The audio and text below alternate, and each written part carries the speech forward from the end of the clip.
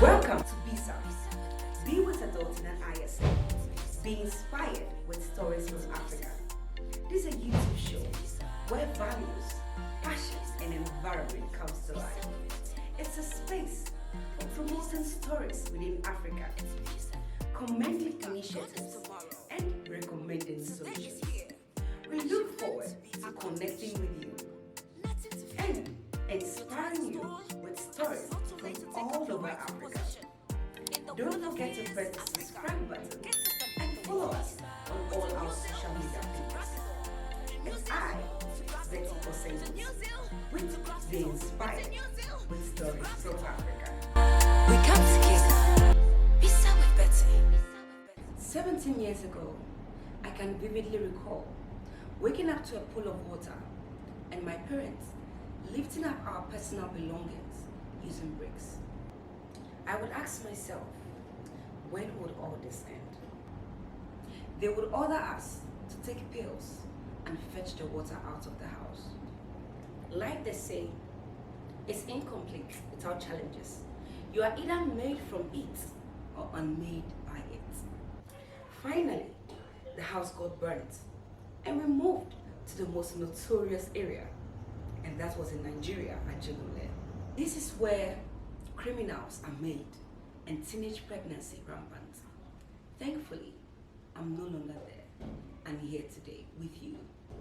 As the popular saying goes, your background doesn't define who you are, what you are, or where you are. It's being inspired with stories from Africa. As part of this series, we'll be featuring a number of stories and topics. For today, it's Passion Drives Change. We'll be hearing from individuals from various areas of this world. There's a saying that with passion, you can do anything and make it. Let's welcome Augusta from Sierra Leone as she shares her experience on how through passion she was able to drive change in her community. Hi, my name is Augusta Solensi and I'm a policy consultant and ethnographic researcher. I'm also the founder and head of research at Lingo, an ethnographic research consultancy specialising in Indigenous, displaced and disparate communities across Africa and the Pacific.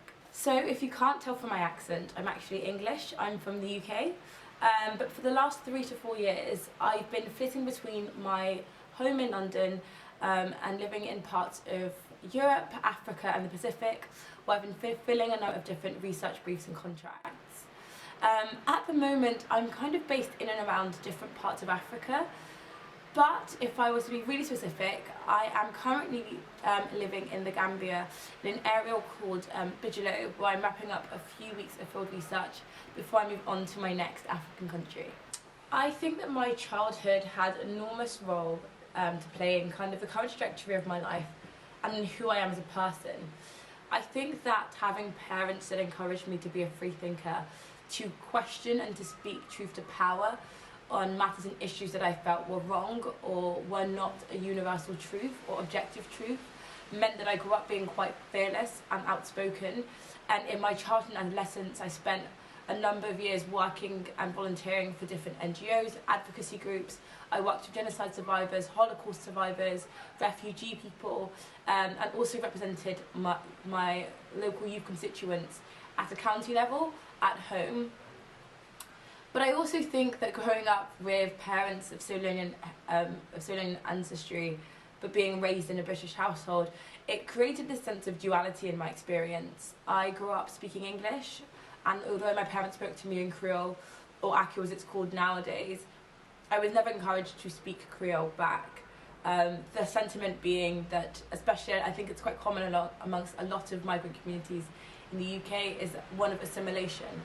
That you should forego your past kind of cultural norms and heritage and become this new British and become a part of this new Britannia, which is about putting your British identity above everything else. And it wasn't until I was 19 and I did my first ever international research contract in Africa that I felt this great sense of like duality, that I was missing a really fundamental part of my identity, my British identity, my African identity, sorry. And it made me want to learn more, but I don't think that I would even consider pursuing a career or a research career that centres so heavily on Africa if it wasn't for that space that I had growing up to not be one thing, to not have societal impositions of who I should be dictate the kind of trajectory and journey of my life or how I expressed myself. And I think having parents that were very free and liberal in that sense really helped me and allowed me to be myself. So I don't think my childhood has a massive role to play in that. And I also think that growing up in Kent and being kind of a racial minority, a cultural minority, really meant that I had to have a really strong grounding and sense of self. Otherwise, I don't think I would have been able to feel comfortable being different. And I think that's something that I've accepted in my decisions in my education, in my decisions in my career, in the choices that I make even now at 24, that I have to be comfortable not being like everyone else. And there's so many adages and words of wisdom that my dad shared with me growing up that really have coloured the way that I see myself in life. And I'm really grateful that he taught me that, you know, the path to success and the journey to success can be lonely at times, and I'm okay being alone and doing things on my own, even if everybody else is doing things completely different. So yeah, my childhood has had a massive role to play in where I am today, and I'm just very grateful for it. It's B.ISA. B.ISA with the time. My community is very much, and my kind of objectives and initiatives very much are based on tempering and bringing those two parts of my identity together. And the way that I decided to do this was through the founding of my own ethnographic research consultancy, Walinda Lingo. Walinda Lingo is a play on the Swahili expression Walinda Lango, which means they guard or they keep the gates. And essentially, the ethnographic research consultancy focuses on indigenous, displaced and rural communities across Africa and the Pacific. And we are kind of, our main modus operandi is about preserving and sharing human stories that often don't get the oxygen of publicity or do not have the means of mobilization or information dissemination that Western or more developed societies do. And as part of that work, I get to travel to some of the most remote parts of the world, live amongst some of the oldest preserved cultures in human history, and play a small infinitesimal role in sharing and preserving these stories and histories. Now, something that I think everyone's aware of is the legacy and consequences of colonization. Often we think about the disparities in income, in development across the countries that benefited and gained largely from colonization, and those that that suffered as a result of colonization. But I think that the greatest disservice that comes from the colonial era is the loss of unique histories and preservation of those stories. And as a history and politics major at university, that's something that I've realised, without having a common origin story, without feeling connected to a common past and history, it's very difficult for people to feel grounded in their sense of self, or even to progress into the future. And so it was after spending time in Australia at the University of Sydney as a research fellow, working for an academic and learning about Indigenous culture ways as part of their summer school program, that I really started to wonder about the centuries, the millennia of unique Indigenous, rural and displaced stories that have been lost across Africa and parts of the Pacific due to conflict, climate change or environmental turbulence. And that is kind of what is at the centre of Walinda Lingo. We use a mixture of mixed methods, so we use qualitative and quantitative, traditional methods for data collation, so surveys, observations, interviews, but then we also rely on anthropological methods and forms of data collation like ethnographies to really preserve and capture unique cultural realities and societal realities that don't really fit into simply recounting stories or experiences or replicating trials or studies over different communities. And we hope that by doing that, we can translate those stories into policy briefs, into SDG implementation goals for businesses and governments and foreign institutions, but also find a way to translate those stories into policy objectives and recommendations for policymakers, UN institutions, and governments that really meaningfully includes and respects the sanctity of non-Western cultures and stories. And that's kind of the hope of that, is that as part of the commitments that were made at COP26 to really recognise the role of Indigenous and Global South and rural communities in being stalwarts and being stewards in the fight towards climate change, that we can also shift the dialogue and the narrative away from Western-led solutions to development crises and give Global South representatives, Indigenous people, rural communities, refugees, a more central part in telling their stories and also navigating system change across Africa, the Pacific, and across the world globally.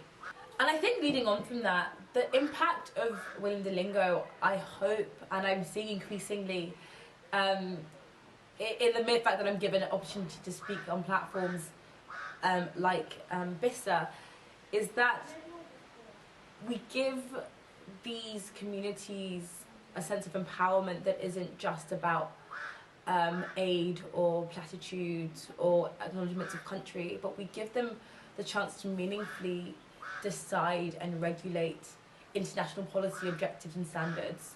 We give them the chance to tell their stories from their unique perspectives and vantage points, and to have an incremental role, and also the normalization of their idiosyncratic, so their social, cultural and political norms in international arenas.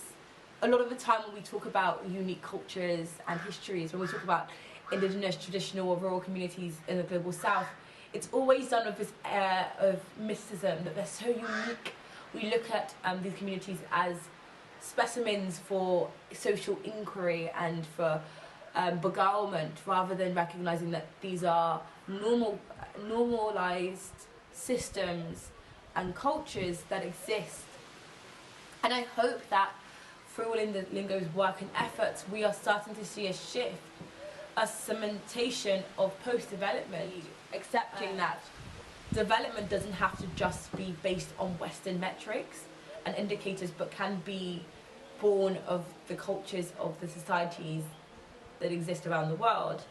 That we'll see that shift become more cemented in generations to come, so that it won't just be, when you go into an international policy conference or arena, a white European or a Western-born European from the diaspora speaking about development and systems change, but you will see a representative from Kenya in a high policy position, or an Indigenous leader leading an Indigenous observation unit of the United Nations.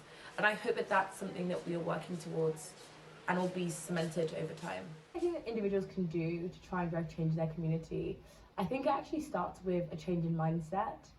I think we live in a day and age where everyone is trying to fit into particular band camps. We're trying to be either left or right, or really one thing or another thing.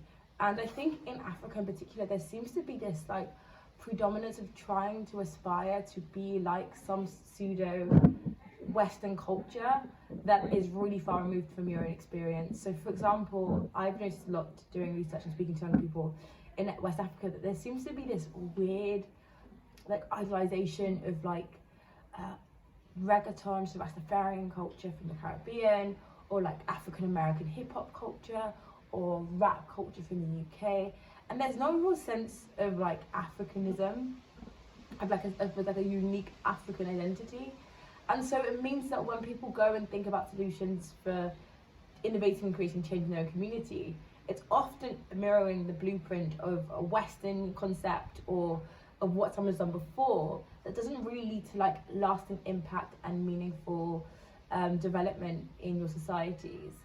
And I think that one thing I always champion and I'm very proud of is that I've always been a bit of an individualist. I've never really done things the conventional way, whether that's my schooling, whether that's my career path, whether it's choosing to move to Africa to continue to pursue my work. I've never done things the way that other people, my peers, at that particular stage of of life are doing things. And actually, I think it's resulted in me being able to have a really fulfilling, illustrious and accomplished career at 23, now 24 years old. I would encourage you to think about and to ask yourself, who am I? Who am I really?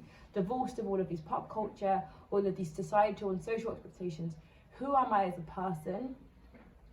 What have I learned about being in my community, and where do I think that my uniqueness can drive change in my society? If you want to find out more about my unique insights or contributions, please follow Notes on Africa on Twitter.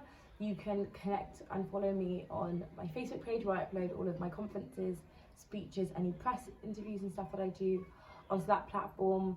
You can also connect with me on LinkedIn, Augusta Solensi. For Within the Lingo, I would encourage you to follow us on subscribe to our YouTube channel. We have a lot of really exciting media stuff coming up in the lead up to our launch.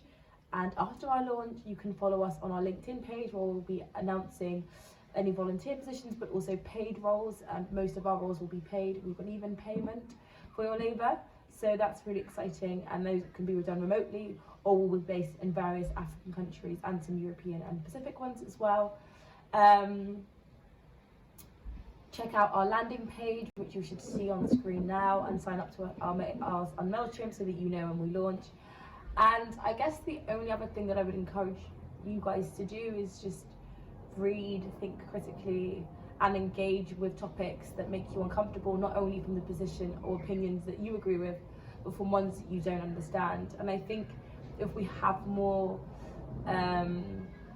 tolerance and we're more willing to accept standards, stories and norms that are different from ours, I think we can really create a lot of exciting change. So yeah, thank you for listening to my... And she said she has never done anything the conventional way. A lady, 23 to 24 years, and causing such great impact in her community is inspiring. Next on this episode, we'll be hearing from Mr. Ike, a comboist who uses comb, a piece of comb, and I said yes, a piece of comb, hair comb, to produce sound that is generating revenue for him and inspiring others within his community to do same. Africa, gone is tomorrow. Today is